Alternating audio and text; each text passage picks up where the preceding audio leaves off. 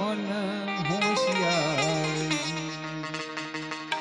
જે જેને જેને ગાંડા ગણ્યા છે ને, જેટલા જેટલા સંતો થયા બધાને ગાંડા ગણ્યા છે, પણ હરિના માટે તો એ ઉત્તમ જ છે. આમ એક જાહેરાત કરવાની છે.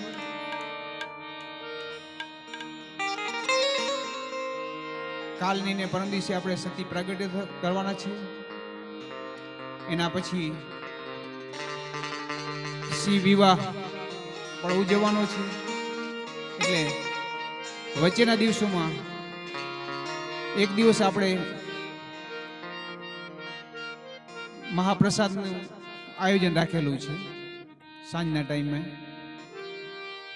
એટલે મહાપ્રસાદના દાતા તો છે જ, પણ છતાં એવું નહીં કે એક જ વ્યક્તિ દે. કોઈ પણ વ્યક્તિને દાતા થવાનો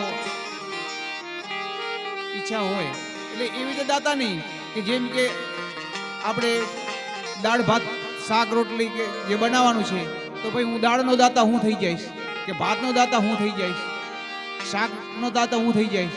એટલે આ બધાનો સહિયારો પ્રયાસ રહે. આયોજન કરવાનું છે ફાઇનલ, દાતા તૈયાર છે ફાઇનલ.